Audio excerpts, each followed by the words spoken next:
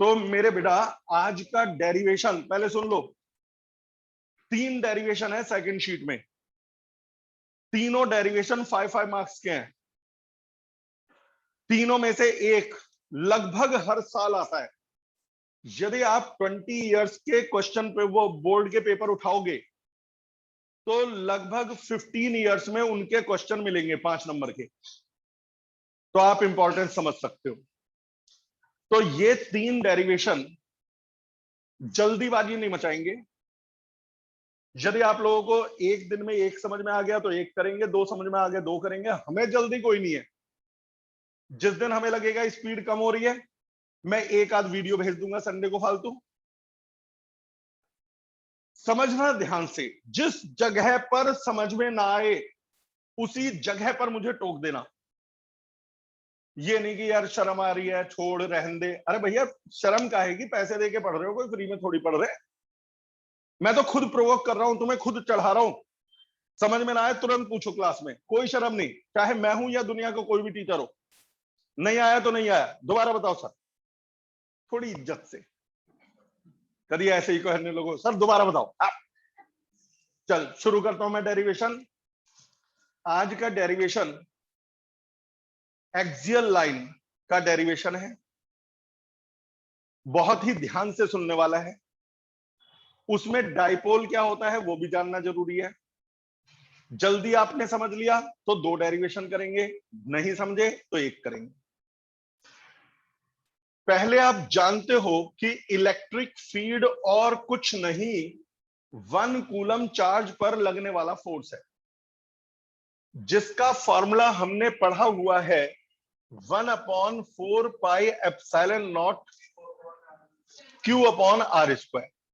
जब मैंने बताया था कि बेटा फोर्स के फॉर्मूले में 2 चार्ज होते हैं, फील्ड के फॉर्मूले में एक दिखता है, दूसरा 1 होता है। क्यों विशाल बेटा?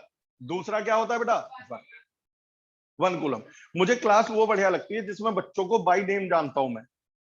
कई जगह ऐसा होता है बच्चों का पता ही नहीं कि कौन बैठा हुआ है कौन नहीं बैठा हुआ। मैं धीरे धीरे याद कर लूंगा, अभी सबके नाम याद नहीं है, 5, 7, 10 के होने शुरू हो गए। तो ये जो है वही वाला कंसेप्ट है। यदि ना आता हो तो बेटा बता दो, मैं आपको रिवाइज करवाऊं। आता है आपको? चल यदि आता है तो बेटा एक बात और बताओ, और मोबाइल वालों आप भी जरा कान खोल करके सुन लेना। मुझे बताओ इलेक्ट्रिक फील्ड की डायरेक्शन पॉजिटिव चार्ज और नेगेटिव चार्ज के केस में अलग अलग थी। बताओ पॉजिटिव चार्ज से अवे थी या टुवर्ड, और नेगेटिव के? आप लोग नहीं बोल रहे, नजर आप पे भी है पूरी। जब मैं कान पे हाथ रखा करूं समझ जाया करो मोबाइल वालों से बात चल रही है। बोलो पॉजिटिव चार्ज से अवे अवे, और नेगेटिव के टुवर्ड्स। क्यों होती है मैं एक बार याद दिला दे रहा हूं। वो इसलिए होती है कि पॉजिटिव चार्ज हो चाहे नेगेटिव चार्ज, 1 कूलम पर लगने वाला फोर्स प्लस 1 कूलम पे लगने वाला फोर्स ही इलेक्ट्रिक फील्ड है। तो यदि कोई पॉजिटिव चार्ज होगा तो वो +1 कूलम को रिपेल करेगा, और नेगेटिव चार्ज होगा तो +1 कूलम को अट्रैक्ट करेगा। ये है +1 कूलम पे लगने वाला फोर्स, यानी यही है इलेक्ट्रिक फील्ड। ये है इलेक्ट्रिक फील्ड। तो ये इलेक्ट्रिक फील्ड पॉजिटिव चार्ज से अवे जाता है और नेगेटिव चार्ज के टुवर्ड आता है। डेरिवेशन का पहला पॉइंट। अब डेरिवेशन का दूसरा पॉइंट। डेरिवेशन का दूसरा पॉइंट है डाइपोल क्या है। whenever 2 equal and opposite point charges are kept at some distance, it is called dipole. Dipole का मतलब है equal and opposite point charges kept at some distance. दोनों चार्ज इक्वल एंड अपोजिट होने चाहिए और कुछ डिस्टेंस पर होने चाहिए, यही है डाइपोल। इक्वल एंड अपोजिट यानी एक +2 कूलम तो दूसरा -2 कूलम, एक +5 कूलम तो दूसरा -5 कूलम। यदि मान लो एक +4 कूलम है और दूसरा -3 कूलम है तो it is not the dipole. Dipole होने के लिए इक्वल एंड अपोजिट चार्ज होना जरूरी है और कुछ डिस्टेंस पर रखा होना चाहिए। आइडियल डाइपोल में ये चार्ज पॉइंट चार्ज होने चाहिए। पॉइंट चार्ज का मतलब डॉट जैसे, नेग्लिजिबल साइज। अच्छा, डाइपोल की लेंथ, डाइपोल से डिस्टेंस, किसी भी पॉइंट की डिस्टेंस सेंटर से नापी जाती है। जैसे मैं पूछूं कि ये पॉइंट डाइपोल से कितना दूर है, तो कोई बच्चा यहां से डिस्टेंस नापेगा कुछ और, यहां से नापेगा कुछ और। तो हमने नियम बना रखा है कि जब भी हम कहें डाइपोल से डिस्टेंस, तो ना इधर से ना इधर से, सेंटर से नापनी है सबको। Centre is the reference point. Dipole के केस में जो भी डिस्टेंस नापी जाएगी सेंटर से नापी जाएगी। अच्छा, पीडीएफ तो मैं आपको भेज ही चुका हूं इसके, कल प्रिंट आउट कल दे दूंगा मैं। यदि किसी को पढ़ना हो तो पीडीएफ से पढ़ सकते हो। फिलहाल पिछले सारे साल तो यही करा, और कुछ था ही नहीं करने को। तो सेंटर से नापी जाती है। तो सेंटर जो होता है वो रेफरेंस पॉइंट होता है। सारे मेजरमेंट सेंटर से लिए जाते हैं। सेंटर से, सेंटर को कहा जाता है रेफरेंस पॉइंट। सेंटर से पॉजिटिव चार्ज की डिस्टेंस को एल लिया जाता है, सेंटर से नेगेटिव चार्ज की डिस्टेंस को एल लिया जाता है, क्योंकि वो सेंटर है। तो डाइपोल की टोटल लेंथ को 2l कहा जाता है। कई बच्चे कहते हैं कि सर डाइपोल की लेंथ को एल क्यों नहीं कहते, 2l क्यों कहते हैं? तो उसका जवाब बता तो दिया मेरे बेटा, सारी मेजरमेंट सेंटर से होती है। सेंटर से पॉजिटिव चार्ज तक एल, सेंटर से नेगेटिव चार्ज तक एल। तो पॉजिटिव से नेगेटिव चार्ज की डिस्टेंस 2l, और इसे क्या बोलते हैं? Length of dipole. अब एक चीज आती है डाइपोल मोमेंट। जिन चार्जेस से ये बना है उनका मैग्नीट्यूड और डाइपोल की लेंथ का प्रोडक्ट कहलाता है डाइपोल मोमेंट पी। यानी कि यदि ये +2 है, ये -2 है, तो हम यहां ना +2 लिखेंगे ना -2, यहां लिखेंगे 2। यदि ये +5 है, ये -5 है, तो ना +5 लिखेंगे ना -5, हम यहां लिखेंगे 5। Magnitude of either charge, magnitude of either charge. कई बच्चे कहते हैं दोनों का सम ना लिख दें। अबे मेरे ताऊ, दोनों का सम तो 0 आएगा। एक +2 एक -2 दोनों का सम, एक +5 एक -5 दोनों का सम। दोनों का सम नहीं लेना, किसी भी एक चार्ज का मैग्नीट्यूड लेना है। तो मैग्नीट्यूड ऑफ ईदर चार्ज को मल्टीप्लाई करना है लेंथ ऑफ डाइपोल से, और length of the dipole is 2l। Multiply करके जो मिलता है उसे कहते हैं डाइपोल मोमेंट। हमने नाम रख रखा है डाइपोल मोमेंट। भाई एक बात बता, ऐसा तो है नहीं कि जमीन में खुदाई हुई उसमें पर्चा निकला उसमें लिखा था P = Q × 2l। ऐसा तो है नहीं। हम लोगों ने फॉर्मूले बनाए, हम लोगों ने कहा कि Q × 2l को P कहा करेंगे। हम ही लोगों ने तो कहा, मैंने। तो ये Q × 2l को कहते हैं P, और P की नाम है डाइपोल मोमेंट। कई चीजों में तो हम भी अटक जाए, हमें भी समझ में नहीं आता जवाब क्या दे। मैं, एक बच्चा कह रहा सर डाइपोल मोमेंट का सिंबल D होना चाहिए था ना, P क्यों आया? P से तो कुछ नहीं होता। मैंने कहा भाई साहब जिंदा रहने लेने दे। असल में ये ना ग्रीक अल्फाबेट का चक्कर है। कुछ साइंटिस्ट ग्रीक वाले थे, हो सकता है डाइपोल मोमेंट को ग्रीस में कुछ और कहा जाता हो और वहां से सिंबल P आया हो। तो इन चीजों के हम पे जवाब नहीं है, हम तो पढ़ा सके। तो डाइपोल मोमेंट का सिंबल क्या है? P। जैसे 11th में मोमेंटम का सिंबल क्या था? और जबकि मोमेंटम शुरू किससे होता है? भाई समझ गए ना? तो ये इन बातों के कोई जवाब नहीं है। तो डाइपोल मोमेंट का सिंबल है P। मैं जान के इसके ऊपर 2 मिनट बात कर रहा हूं, इससे जान पहचान हो जाएगी डाइपोल मोमेंट। जिन्होंने डाइपोल मोमेंट को डिफाइन किया उन्होंने कहा कि डाइपोल मोमेंट को एक वेक्टर क्वांटिटी माना करेंगे जिसकी डायरेक्शन मानी जाएगी नेगेटिव चार्ज से पॉजिटिव चार्ज की तरफ। यदि मुझसे कोई कहे डाइपोल मोमेंट की डायरेक्शन बताओ, तो ये डायरेक्शन है नेगेटिव से पॉजिटिव की तरफ। यानी डाइपोल मोमेंट को वेक्टर की तरह से एज्यूम किया गया, वेक्टर की तरह एज्यूम किया गया। इसकी एक डायरेक्शन मानी गई, और वो डायरेक्शन मानी गई नेगेटिव से पॉजिटिव की तरफ। इसका कोई रीजन नहीं है, कुछ तो मानना ही था, तो उन्होंने माइनस से प्लस की तरफ मान लिया। यदि पहला साइंटिस्ट कह देता कि डाइपोल मोमेंट को प्लस से माइनस की तरफ एज्यूम करेंगे, तो वही चलता।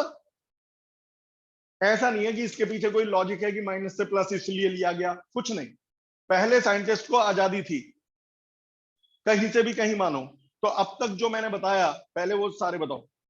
इलेक्ट्रिक फील्ड का फॉर्मूले से शुरू करना, और आप लोग भी और आप लोग भी। इलेक्ट्रिक फील्ड का formula 1/4 pi epsilon naught q upon r square। समझ गए? और इलेक्ट्रिक फील्ड की डायरेक्शन पॉजिटिव से नेगेटिव Away से towards इलेक्ट्रिक फील्ड है क्या? 1 कूलम पर लगने वाला। charge। यदि मैं आपसे कहूं यहाँ इलेक्ट्रिक फील्ड बताओ, तो यहाँ 1 कूलम रख दो और उस पर फोर्स निकाल लो। यहाँ इलेक्ट्रिक फील्ड बताओ, तो यहाँ 1 कूलम रख दो और फोर्स निकाल लो। फिर इसके बाद मैंने बताया डायपोल के बारे में। डायपोल किससे बनता है? अपोजिट चार्जेस से या equal and opposite charges? Equal and opposite charges। Equal and को opposite। L कहते हैं या 2L? 2L। अच्छा, Q और 2L का product Dipole moment symbol P, P। उसके सिंबल को P लेते हैं। और डायपोल मोमेंट को एज ए स्केलर माना गया है या एज ए वेक्टर। वेक्टर। अब आप लोग तैयार हो। डायपोल के केस में हमने 2 लाइन डिफाइन कर रखी हैं, एक्सियल और इक्वेटोरियल। वही हमारे पहले 2 डेरिवेशन। बोर्ड में मैं बार बार कह रहा हूं, इस चैप्टर में सबसे ज्यादा पूछे जाने वाले टॉपिक्स में से एक ये जो डायपोल है प्लस क्यू और माइनस क्यू, यदि डायपोल की लाइन को एक्सटेंड कर दो, एक्सक्यूज मी सर, तो जो लाइन मिलती है वो कहलाती है एक्सियल लाइन। डायपोल के अलोंग, डायपोल के दोनों चार्ज जिस लाइन पर रखे हुए हैं वो एक्सियल लाइन है। और डायपोल की परपेंडिकुलर बाइसेक्टर, परपेंडिकुलर यानी डायपोल के परपेंडिकुलर और बाइसेक्टर लाइन को कहते हैं इक्वेटोरियल लाइन। 2 ही लाइन है। पहली लाइन है बेटा एक्सियल लाइन और दूसरी लाइन है इक्वेटोरियल लाइन। एक्सियल लाइन और equatorial line. Axial line is that line at which both charges of the dipole lie, or equatorial line perpendicular bisector of the dipole। मुझे दोनों पर field बताना है। मुझे बताना है कि एक्सियल लाइन पर इलेक्ट्रिक फील्ड का फॉर्मूला क्या होता है और इक्वेटोरियल लाइन पर इलेक्ट्रिक फील्ड का फॉर्मूला क्या होता है। यही पहले 2 डेरिवेशन। समझ, ये दोनों समझ में आ गए तो तुम कहीं पे भी निकाल लोगे। मेरे बेटा सर अब तक समझ में आ रहा है सब? Yes sir। Excuse me sir. कुछ पूछ रहे हो बेटा? यस सर, नव्या बोलो वांट्स टू बेटा। Ask something. यस हाँ बोलो बोलो। सर, ये वेक्टर कैसे होता है डायपोल मोमेंट? आवाज बहुत कम आ रही है बिटिया, बिल्कुल सुनना ही नहीं दे रहा। थोड़ा तेज बोलो या तो। सर, डायपोल मोमेंट वेक्टर कैसे होता है? एक सेकंड, बस एक सेकंड, एक डाउट कुछ। हाँ बोलना। सर, डायपोल मोमेंट वेक्टर कैसे होता है? बेटा वेक्टर होता नहीं है, वेक्टर एज्यूम किया है। बेटा आप सबको बता रहा हूँ, वो पूछ रहे हैं डायपोल मोमेंट वेक्टर क्यों होता है। बेटा क्यों होता है नहीं, मैंने बताया ना कि ये फॉर्मूले सब इंसानों के बनाए हुए हैं।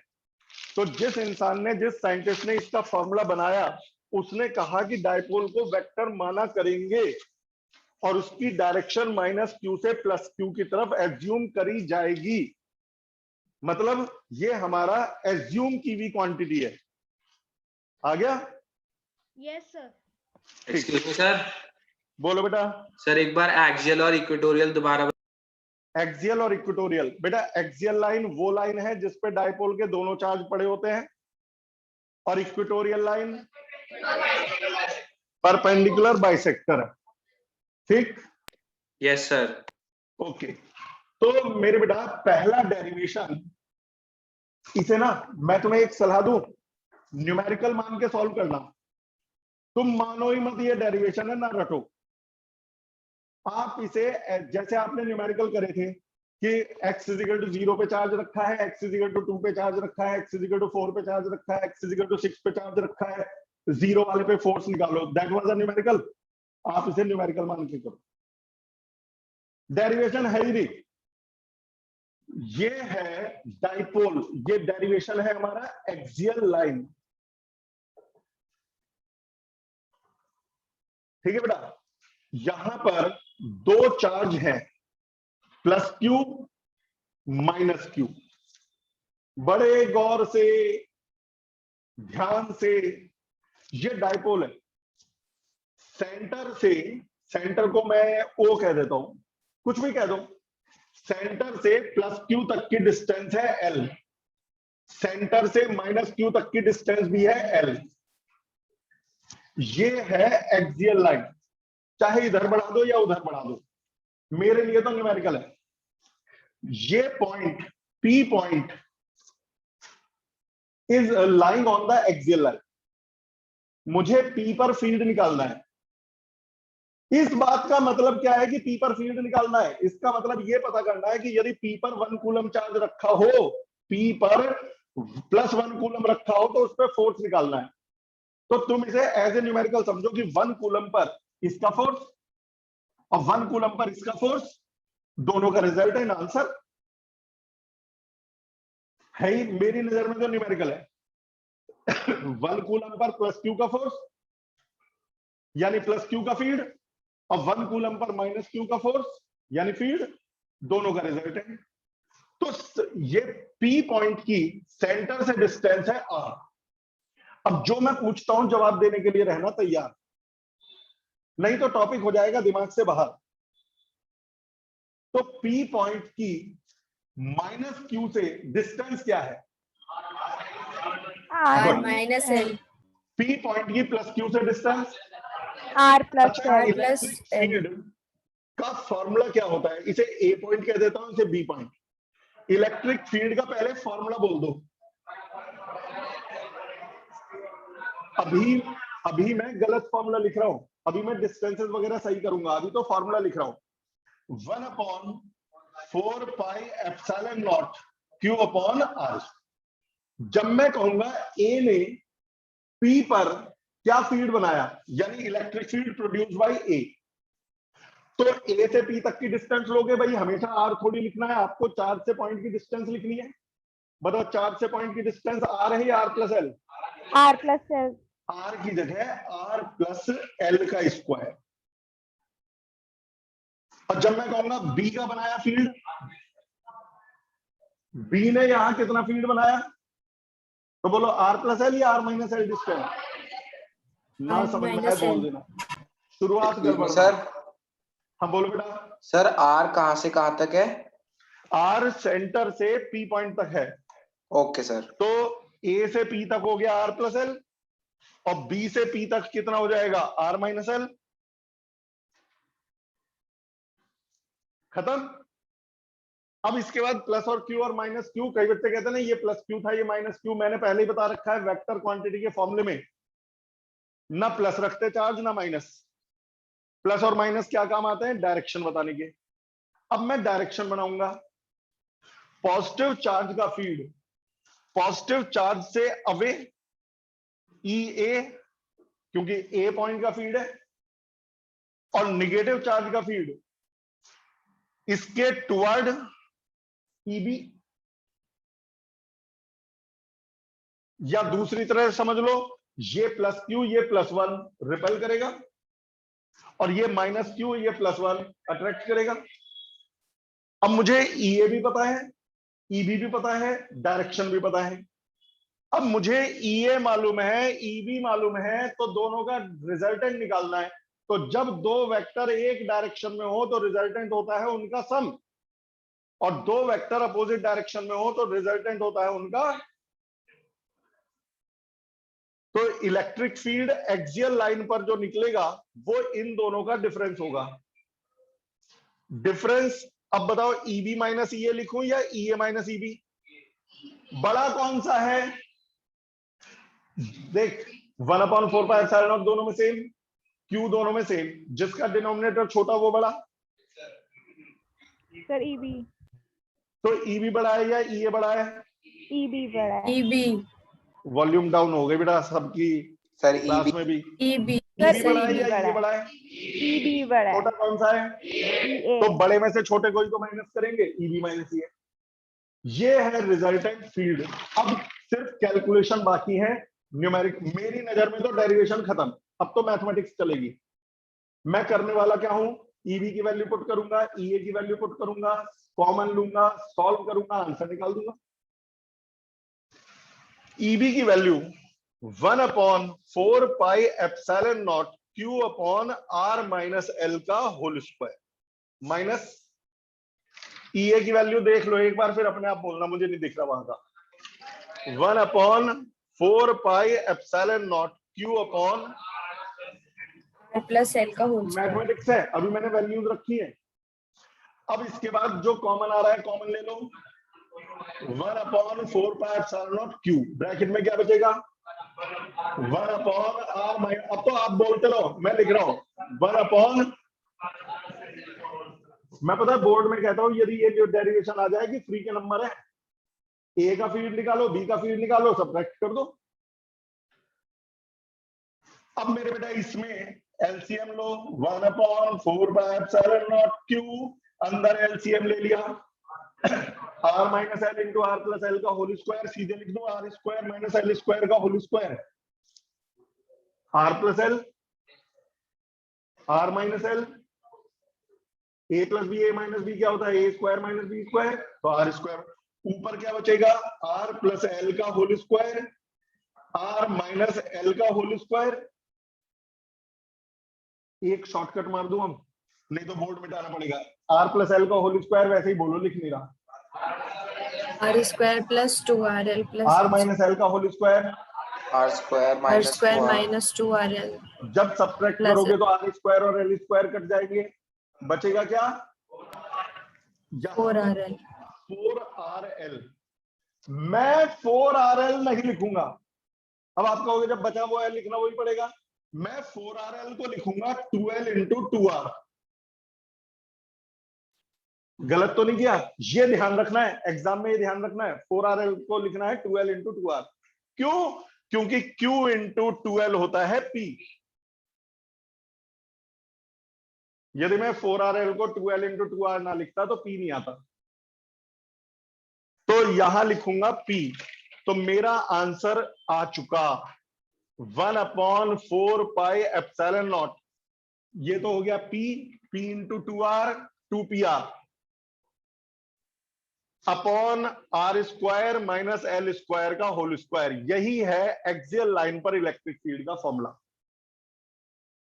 अच्छा अब एक बार रिवाइज करते हैं, जितना याद आ रहा है उतना बोल दो, चाहूं तो मैं कह दूं डेरिवेशन खत्म, नहीं एक बार रिवाइज कर लो, और फिर रिवाइज करना हो तो वीडियो पहुंच जाएगी पीछे पीछे, आप बाद में पहुंचोगे वीडियो पहले पहुंच लेगी।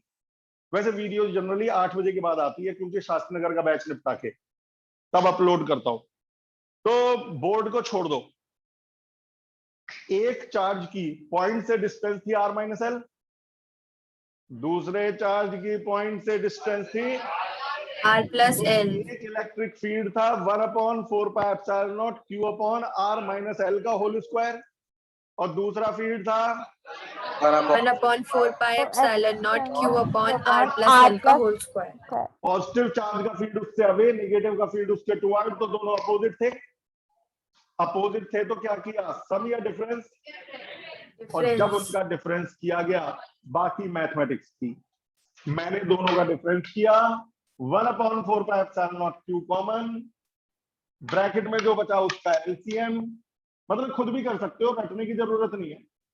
एलसीएम ब्रैकेट खोल के बचेगा 4rl, 4rl को लिखना है 2l इंटू उससे 2r। फायदा p आ जाएगा, जाएगा। q इंटू 12 p हो जाएगा, और डेरिवेशन खत्म। अब इसमें एक केस आता है, in case of short dipole, क्योंकि आपके 90% न्यूमेरिकल शॉर्ट डाइपोल के होंगे, जिसमें r की वैल्यू l से बहुत बड़ी होती है, यानी कि डाइपोल की लेंथ बहुत कम है और पॉइंट बहुत दूर है। पता चला डाइपोल की लेंथ है 1 मिलीमीटर और जहां फील्ड निकाल रहे हैं वो है 10 मीटर।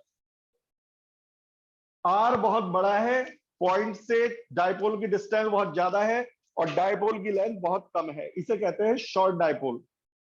तो शॉर्ट डाइपोल में L नेग्लिजिबल होता है, और यदि शॉर्ट डाइपोल में L नेग्लिजिबल होता है तो L स्मॉल होता है, तो स्मॉल क्वांटिटीज के स्क्वायर और क्यूब नेग्लेक्ट हो जाते हैं। पिछले साल पढ़ा होगा, जो छोटी क्वांटिटी होती है उनके स्क्वायर क्यूब सब नेग्लेक्ट हो जाते हैं, तो L स्क्वायर यहां से हट जाएगा, और तब इलेक्ट्रिक फील्ड का फॉर्मूला बनेगा 1/4πε0 2pr, अपॉन आर स्क्वायर का होल स्क्वायर। कई बच्चे कहते हैं एल स्क्वायर कहां गया, एल स्मॉल था, उसका स्क्वायर वगैरह नेग्लेक्ट हो गए। समझ में आ गया? आर स्क्वायर का स्क्वायर R4, लेकिन एक ऊपर आ रहे हैं, एक नीचे आ रहे हैं, कैंसिल हो गया, R3। यही आंसर है। तो एग्जाम में यदि उन्होंने कहा एक्सियल लाइन पर फील्ड निकालो तो ये फॉर्मूला, उन्होंने कहा शॉर्ट डाइपोल है तो ये फॉर्मूला। क्या डेरिवेशन पूरा हो गया? तो जवाब है 5 में से 4.5 नंबर का हो गया, आधा नंबर बाकी है। जब तक किसी वेक्टर की डायरेक्शन ना बताएं वो अधूरा है। इलेक्ट्रिक फील्ड भी वेक्टर है, पॉजिटिव से अवे, नेगेटिव के टुवर्ड। डायपोल मोमेंट भी वेक्टर है। डायपोल मोमेंट की डायरेक्शन कहां से कहां मानी गई थी? नेगेटिव से पॉजिटिव की तरफ। पॉजिटिव। अब क्योंकि इलेक्ट्रिक फील्ड वेक्टर है तो इसकी डायरेक्शन होगी। यदि वो डायरेक्शन एग्जाम में नहीं लिखी, हाफ मार्क कट जाएगा। अब मैं बताऊंगा वो डायरेक्शन। मुझे बताइए ईबी बड़ा था या ईए बड़ा था? ईबी। ईबी बड़ा था, ये बड़ा था, ये छोटा था। जब ये बड़ा है ये छोटा है तो रिजल्टेंट हमेशा बड़े की डायरेक्शन में होगा, तो रिजल्टेंट फील्ड इस डायरेक्शन में होगा। और डायपोल मोमेंट, डायपोल मोमेंट होता है -q से +q की तरफ। डायपोल मोमेंट -q से, यानी कि जो रिजल्टेंट फील्ड है और जो डायपोल मोमेंट है एक ही डायरेक्शन है। तो लास्ट में एक लाइन और लिख के आना, resultant field is parallel to dipole moment vector. बस, resultant field is parallel to dipole moment vector. Resultant field भी उधर ही है और डायपोल मोमेंट भी उधर ही है, और यदि रिजल्टेंट फील्ड भी उधर, डायपोल मोमेंट भी उधर, तो दोनों पैरेलल है। खत्म। बोलो बेटा, वो एंटी पैरेलल कहलाएंगे बेटा। यदि डायरेक्शन अपोजिट हो ना तो पैरेलल की बजाय एंटी का। क्यों बेटा, इसमें किसी को कुछ ना पूछना हो तो अगला शुरू करूं? Yes sir. क्या जी बेटा? हाँ, resultant electric field is parallel to dipole moment, dipole moment vector.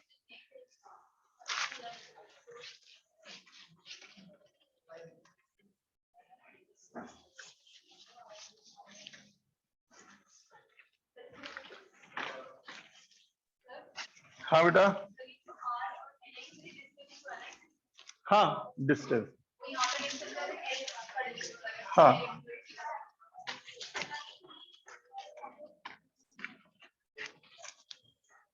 अब मेरे बेटा अगला डेरिवेशन सुनो।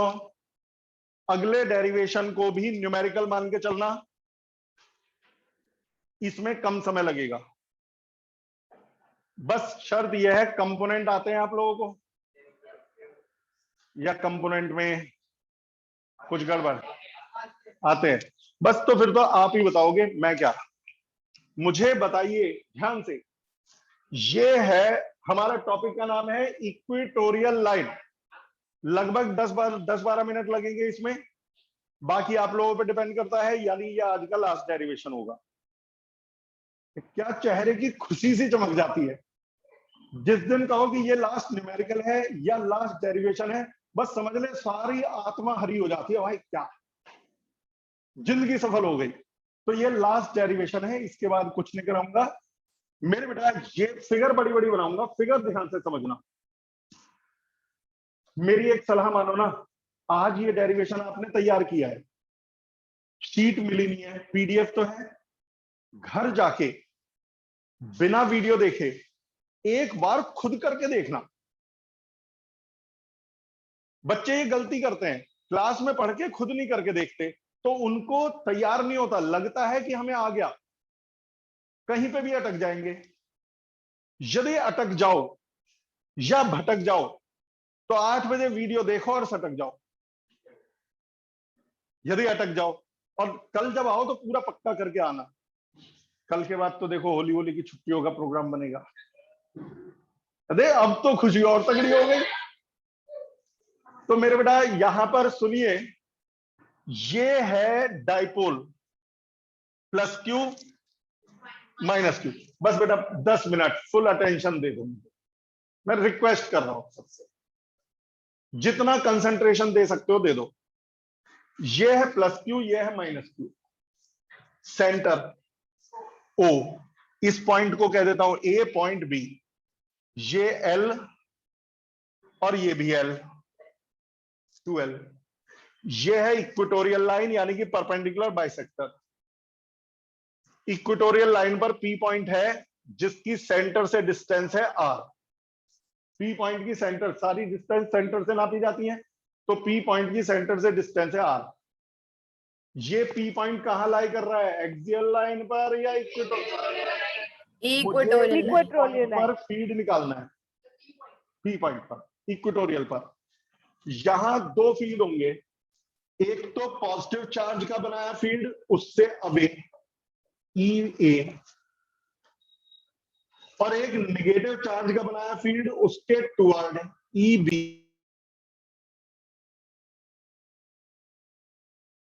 सर माइक ऑफ हो गया। सर माइक ऑफ हो गया।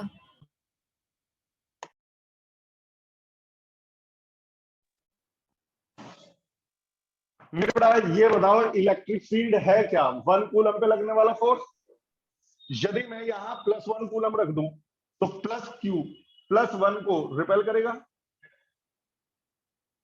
मैं चाह रहा हूं रटो मत, समझो क्या है डायलॉग मेरा, रटो मत। और ये साथ साथ वैसे ही रखना जैसे मैंने बोले। कई बच्चे कहते हैं सर आपने ही तो कहा था रटो मत समझो, कॉमा बदल दिया। अच्छा, प्लस चार्ज को माइनस चार्ज अट्रैक्ट। अब मैं, ये है डिस्टेंस r, ये है l, तो ये डिस्टेंस हो गई √r² प्लस l²। अब ये r ये l, तो ये distance √r² plus l²। Pythagoras लगा दिया, r l, तो हाइपोटेनस क्या होगा बेटा, और ऐसे ये वाला भी। अब मैं दो फील्ड निकालूंगा, इलेक्ट्रिक फील्ड EA और इलेक्ट्रिक फील्ड EB। आदत के हिसाब से पहले फॉर्मूला लिख देता हूं, फिर उसमें करेक्शन करूंगा। EA का formula 1/4 pi epsilon not Q/r²। EB का formula 1/4 pi epsilon not Q/r²। लेकिन एक गड़बड़ है, R किसे कहते थे, चार्ज से पॉइंट की डिस्टेंस। पिछली बार चार्ज से पॉइंट की डिस्टेंस थी r - l और r + l। अब की बार चार्ज से पॉइंट की डिस्टेंस, तो आपको इसी का स्क्वायर करना पड़ेगा डिस्टेंस का, तो रूट हट जाएगा, क्या बचेगा। कोई भी मुझे खुश करने के लिए मत कहना कि समझ में आ गया, आ गया। मुझे बता बेटा, यहां पर r² का मतलब क्या होता है, चार्ज से पॉइंट की डिस्टेंस का स्क्वायर। इस चार्ज से पॉइंट की डिस्टेंस क्या है, और जब इसका स्क्वायर करोगे तो क्या बचेगा बेटा, अब आ गया। अच्छा, इसी तरह से बी वाले केस में, खुद ही बोलो, मैं बता ही नहीं रहा, क्योंकि चार्ज से पॉइंट की डिस्टेंस फिर वही है, और जब स्क्वायर करोगे तो अंडर रूट हट जाएगा, तो r² प्लस l²। मतलब, अच्छा प्लस और माइनस रखते नहीं, मतलब 1/4 pi epsilon not same, Q same, r² plus l² same, यानी न्यूमेरिकली दोनों फील्ड सेम है, डायरेक्शन अलग है। अब मुझे निकालना है इनका रिजल्टेंट। मेरे बेटा ये एंगल थीटा, तो ये भी थीटा। कारण बता दूं क्यों, जरा इस ट्रायंगल को और इस ट्रायंगल को देखिए, ये साइड इसके बराबर L, ये एंगल इसके बराबर 90, और ये कॉमन, ट्रायंगल्स कॉन्ग्रुएंट, तो फिर ये वाला एंगल इसके बराबर। अच्छा, यहां पर एक लाइन ड्रॉ कर लो AB के पैरेलल, इसके पैरेलल। दो बार तो करना ही पड़ेगा घर पे। यदि आप सोचते हो, मैं बार बार आपको सलाह दे रहा हूं, क्लास में होने से हो गया तो नहीं हुआ। ये समझ में आ गया दोनों एंगल सेम। अच्छा ये थीटा इस थीटा के बराबर है, लेकिन ये थीटा इस थीटा के बराबर है, कॉरस्पॉन्डिंग एंगल कॉरस्पॉन्डिंग, और ये थीटा इस थीटा के बराबर है, ऑल्टरनेट। मतलब क्या हुआ, ये थीटा और ये थीटा सेम है, EA और EB न्यूमेरिकली सेम है बेटा, ये दोनों ऑल्टरनेट, ये दोनों कॉरस्पॉन्डिंग, तो ये दोनों थीटा सेम, EA और EB सेम। अब मेरी नजर में डेरिवेशन खत्म। अब है 11th का क्वेश्चन, दो वेक्टर के रिजल्टेंट का। मुझे E और EB, मैं तो बच्चों से कहता हूं इसके आगे रटो ही मत, यदि कंपोनेंट आते हैं तो आंसर आ जाएगा। बताना शुरू करो, अब मैं नहीं बोलूंगा। EA के दो कंपोनेंट होंगे, एक यहाँ एक यहाँ, और ये बेटा ये साइन थीटा। EB के दो कंपोनेंट होंगे, EB और कौन से कंपोनेंट कैंसिल हो जाएंगे? क्या सिर्फ अपोजिट होने के कारण कैंसिल हुए या इक्वल एंड अपोजिट? इक्वल तो मैंने पहले ही प्रूफ कर दिया, इक्वल एंड अपोजिट से कैंसिल। कौन से नहीं कैंसिल हुए? तो इन दोनों को ऐड करके जो मिलेगा वही रिजल्टेंट फील्ड है, यानी कि जो रिजल्टेंट फील्ड होगा इक्वेटोरियल लाइन पर वो होगा EA cos theta plus EB cos theta. समझ में आ गया? Mathematics pure. अब आपको EA और EB की वैल्यू रखनी है, cos थीटा की वैल्यू रखनी है, और आंसर आ गया। EA की वैल्यू देख लो एक बार, क्यों मैं बोर्ड बंद करूंगा, ये वाला क्या है? अबे देख के बोल भी तो दो। हाँ यूं कह रहे हैं, हाँ सर देख लिया, ठीक। EA की वैल्यू 1/,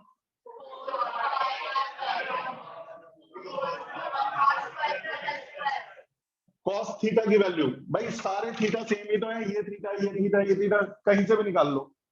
मैं इस वाले ट्रायंगल से निकाल रहा हूं, cos थीटा बेस अपॉन हाइपनस, यानी कि L अपॉन अंडर रूट का मतलब पावर हाफ, ये पावर 1 थी, ये पावर हाफ, ये है EA, ये है cos थीटा प्लस, अब क्या लिखना है? सेम, क्योंकि EB भी इतना ही है, cos थीटा भी उतना ही है, तो इनटू 2 ना कर दें भाई, हमें लिखना है गधा प्लस गधा, लिख दो, दो गधे मल्टीप्लाइड बाई 2। अब Q इंटू 2L P होता है, Q into 2 into L, last step of the derivation, 1/4 pi epsilon not P upon R square plus L square की पावर 3/2, 1 पावर हाफ पावर। पता है तुम लोग अभी एक चीज की इंपॉर्टेंस नहीं समझ रहे, जब रिकॉर्डिंग नहीं हुआ करती थी आज से 2 साल 3 साल पहले, ये डेरिवेशन भी भाई टीचर भी एक बार बता देगा, ज्यादा से ज्यादा 2 बार बता देगा, 10 बार तो वो भी नहीं बता सकता। तो हम लोग एक बार बता देते थे, और बाई चांस कल को बच्चा जाके भूल गया तो चल एक बार और बता दिया शॉर्ट में, लेकिन फिर जब वो 4-5 बार आते थे तो फिर हम भी इरिटेट हो जाते थे। अब तुम्हारे सामने कितनी बड़ी सुविधा है, जब भी रिवाइज करना हो सर जरा भेजना इक्वेटोरियल लाइन को, किल्ले बताइए इक्वेटोरियल लाइन।